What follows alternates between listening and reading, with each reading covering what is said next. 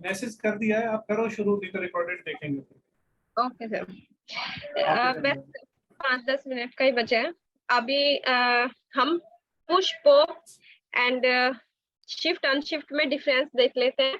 तो push pop में क्या होता है कि लास्ट से जो हमने डाला है उसको बाहर निकालते हैं और लास्ट में ही डालते हैं आइटम को। और जो शिफ्ट और अनशिफ्ट है उसमें स्टार्टिंग से जो फर्स्ट आइटम था उसको तो उसी वहां पे डालते हैं, और फर्स्ट मतलब आगे से डालते हैं और आगे से ही उसको बाहर निकालते हैं।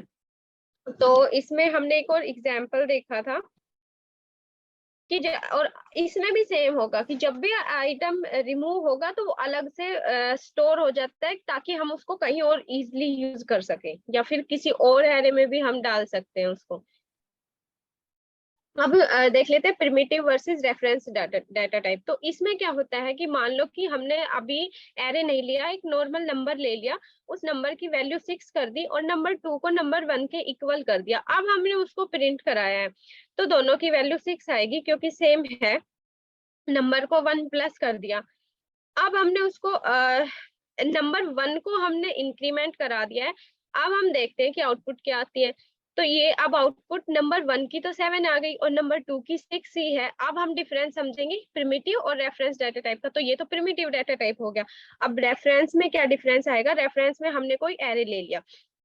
अब एरे में अगर हमने 2 आइटम डाले हैं और एरे 2 को एरे 1 के इक्वल कर दिया और इनको अगर हमने प्रिंट कराया एरे 1 और 2 को, तो ये प्रिंट हो गया, ये इनकी आउटपुट आ गई। लेकिन अब हमने एक आइटम इसमें पुश कर दिया, आइटम 3, तो क्या होगा? और फिर हमने प्रिंट कराया है तो ये इसमें दोनों में ऐड हो गया। जबकि जब हम पीछे कर रहे थे तो हमारा क्या हो रहा था कि सिर्फ एक में ही वैल्यू अपडेट हो रही थी, दूसरे दूसरे में जो पहले थी वो ही थी, और इसमें दोनों में ऐड हो गया आइटम 3। तो ये डिफरेंस है प्रिमिटिव और रेफरेंस डाटा टाइप में। अब ये हुआ कैसे? तो जो प्रिमिटिव डाटा टाइप होता है उसमें वेरिएबल स्टैक मेमोरी में सेव होते हैं। स्टैक मेमोरी में क्या होता है कि अगर हमने मान लो एक नंबर से एक मेमोरी लोकेशन दे दी है और दूसरे नंबर से ये मेमोरी लोकेशन दे दी, अगर हमने इस नंबर में कुछ ऐड कर दिया तो वो इस मेमोरी लोकेशन पे जाके तो चेंज होगा नहीं। तो इसलिए वो एक नंबर में जिसमें हमने उसको ऐड मतलब ऐड किया है, जिस नंबर को हमने एक इंक्रीमेंट दिया है, सिर्फ वो ही नंबर इंक्रीमेंट होगा, दूसरा इंक्रीमेंट नहीं होगा। अब हम देख लेते हैं दूसरा वाला, ये वाला। ये है प्रिमिटिव डाटा टाइप। प्रिमिटिव अब एरे का है। तो एरे में क्या होता है? एरे जो है वो हीप मेमोरी में स्टोर होते हैं। तो मान लो स्टैक मेमोरी में इसका एड्रेस है और हीप मेमोरी में वो आइटम स्टोर है। तो अगर हमने कोई आइटम ऐड किए हैं तो ये यहाँ से उसको एक्सेस कर सकता है। तो इसलिए इसमें क्या है कि दोनों जगह वैल्यू चेंज हो जाती है। अब हम देख लेते हैं हाउ टू क्लोन एरे। ये एक तरह से कॉपी हो गया कि एक से दूसरे में हम कॉपी कैसे करें, और इसके बहुत सारे तरीके होते हैं इसको कॉपी करने के। एक मान लो कि हमने इसमें आइटम पुश किया है एरे 1 में। एरे 1 में अगर हमने पुश किया है आइटम और इस आइटम 3, अब हम देखेंगे क्या ये इक्वल है, तो फॉल्स आ गया कि नहीं ये इक्वल तो नहीं है, क्योंकि एक में हमारा आइटम पुश हो गया। अब हम उसको प्रिंट करा रहे हैं तो अलग अलग वैल्यू प्रिंट आ रही है दोनों की। लेट एरे, एरे में अगर ये दो आइटम हैं, अब हम इसका दूसरा टाइप देख लेते हैं। स्लाइस से भी ये काम हो सकता है, लेकिन स्लाइस से भी दूसरे में ये वाले जो आइटम 3 है वो ऐड नहीं हो रहा और ये इक्वल भी नहीं आ रहे हैं, फॉल्स वैल्यू दिखा रहे हैं। तो एक ये तरीका है। अब थर्ड है, इसको कॉन्केनेट करके देख लेते हैं, लेकिन इससे भी हमारा ये आइटम इसमें ऐड नहीं हो रहा है। अब एक और इसमें तरीका है, एरे 2 है वो, ये ट्रिपल डॉट लगा के एरे 1, तो जो एरे 2 की वैल्यू है वो एरे 1 में ऐड हो जाएगी। इसका मतलब है कि जो 2 की वैल्यू है वो एरे 1 में ऐड हो रही है, लेकिन जो एरे 1 में हमने पुश किया था वो अभी भी हमारा यहाँ पे नहीं आ रहा है। अब इसमें आप देखो कि ये एरे 2 था और एरे 1 में स्लाइस करके कॉन्केटेनेट कर दिया और उसमें 3 और 4 को इसमें ऐड किया है। तो क्योंकि हमने यहाँ पे कॉन्केटेनेट लगा दिया, इसलिए यहाँ पे थर्ड और फोर्थ एलिमेंट भी ऐड हो गए हैं। ठीक है, इसी तरह अगर हम ये वाला तरीका करेंगे 3 डॉट वाला, तो भी इसमें हमें ऐड करने के लिए इसके बाद लिखना पड़ेगा। तब वो ऐड होंगे। ये सेम है, एलिमेंट 3 पुश किया हमने। ये देखो, अगर हमने कोई एक वेरिएबल ले लिया, वन मोर एरे, और उसमें 2 आइटम डाल दिए, अब अगर हम ये वाला फॉर्मूला लगाते हैं तो इसमें क्या होगा, एरे 2 में एरे 1 डाल दिया तो एरे 2 में एरे 1 के तो आइटम आ ही जाएंगे सारे, और वन मोर एरे के भी आइटम आ जाएंगे। तो जितने भी एक एरे हैं, अगर हमें उसमें दूसरे एरे के आइटम ऐड करने हैं तो उसमें डॉट 3 लगा के और उस एरे का नाम लिख दो, तो वो उस एरे के आइटम सारे नेक्स्ट वाले में प्रिंट हो जाएंगे। तो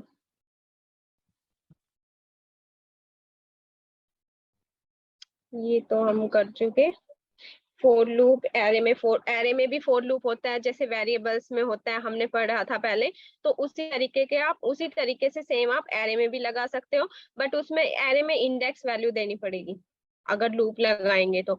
ये फ्रूट डॉट लेंथ -1 से लास्ट क्या एरे का लास्ट आइटम क्या है वो शो कर देगा। एंड ये सेम है, आई की वैल्यू कितनी है उतना इसमें लूप चलेगा। अगर आपको ये देखो, अगर आपको यही इसके आइटम अपर केस करने हैं तो आगे अपर केस लगा लो, 1 सेकंड बस। अब ये सेम है, फ्रूट, ये देखो इसमें फ्रूट 2 डाल दिया और ये एम्प्टी है बिल्कुल, लेकिन इसमें फ्रूट 1 के आइटम डाल दिए तो ये शो हो जाएगा, और वो भी अपर केस करके। ठीक है, इसको हम कॉन्स्टेंटली भी कर सकते हैं, लेकिन कॉन्स्टेंट में आप वैल्यू को चेंज नहीं कर सकते। अगर आप चेंज करना चाहोगे, ये कॉन्स्टेंट में पाई ले लिया और आपने यहाँ पे चेंज किया तो इसने सिस्टम ने नहीं लिया, एरर शो कर दिया। लेकिन एरे में अगर आप कांस्टेंट लेके उसको ये डाल दिया, देखो, और बनाना डाला तो इसने ले लिया। तो एरे उसको ले लेता है, लेकिन नंबर में आप नहीं कर सकते ऐसा कांस्टेंट करके और उसमें कुछ डालोगे तो नंबर नहीं लेगा, एरर शो करेगा और एरे उसको एक्सेप्ट कर लेता है। ठीक है,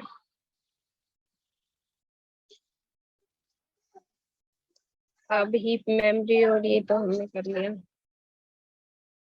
ठीक है, तो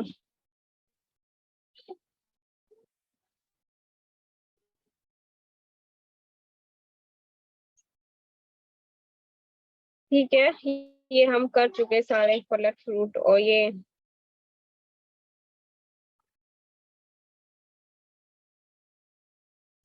देखो हमने क्या किया है इसमें, फोर ऑफ लूप लगाया। फोर लो ऑफ लूप क्या होता है कि यहाँ तो हमने फ्रूट्स लिखा था, लेकिन हमें अब ये चेंज करके फ्रूट बनाना है, तो फ्रूट्स का फ्रूट बन गया और उसको प्रिंट कराया, तो फ्रूट्स के सारे आइटम इस फ्रूट में आ गए। तो आप नेम चेंज करना चाहे तो ऐसे कर सकते हैं।